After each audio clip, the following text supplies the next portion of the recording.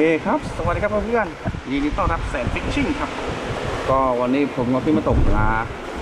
บนสะพานปลาวัวหินนะทุกคนก็ตอนนี้ก็อยู่ใหม่ซะใหม่บันไดนะบันไดทางลงนะเพื่อนๆเนาะก็วันนี้ก็มาใช้เหยื่อกุ้งฝอยนะกุ้งฝอยกุ้งเป็นนะฮะกุ้งที่เหลือจากคลิปที่แล้วเพื่อน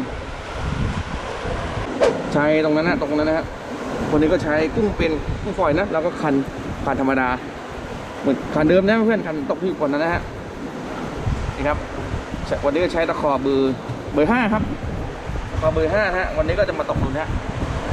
คนนี้บอกเลยว่าคลื่นใหญ่มากเลยมีลูกมีปลาอะไรกินบ้างทุกคนต้องมาดูกันนะฮะก็ชมกันเลยครับ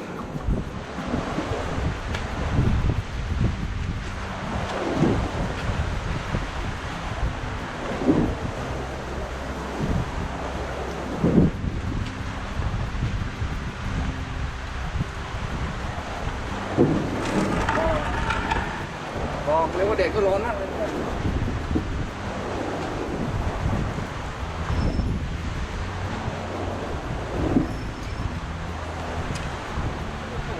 โอ้ยกูเอาไปทางมาไอ้เนี่ยนะ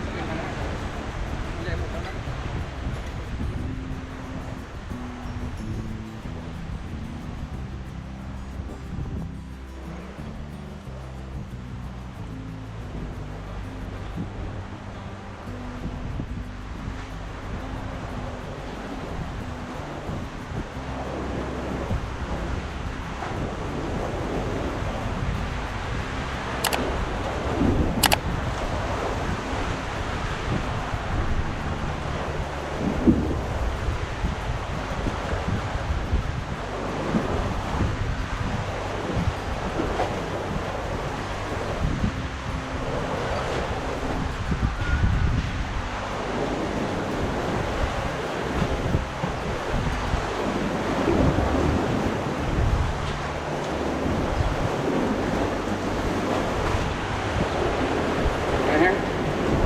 แล้วก็ติดเลยนะ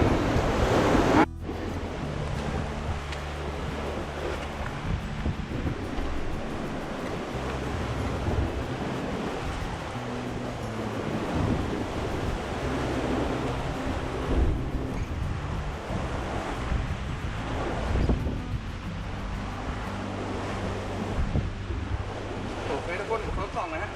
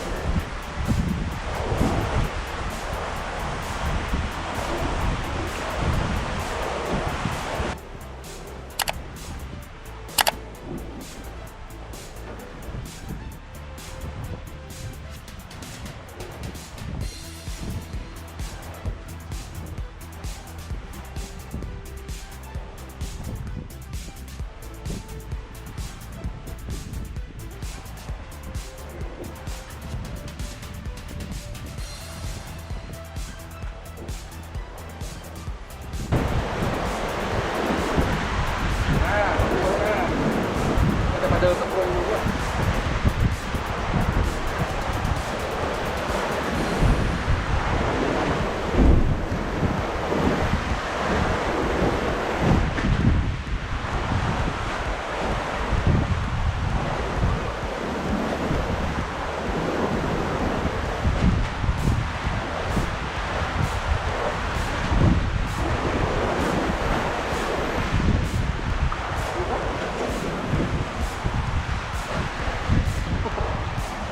ไอ้เด้งโอ้ไม่ไหวทนไม่ไหวครับต้องปล่อยทิ้งฮะไม่เอานะฮะเฮ้ยตายเดี๋ยวประเดิมอะไรวะเนี่ย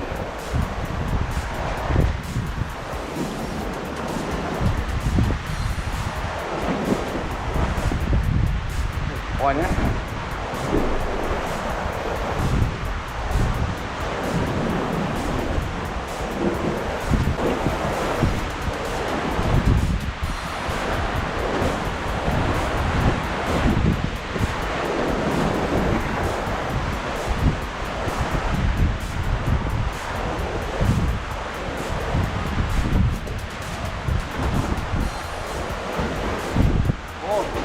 โอ้ยแดงแล้ว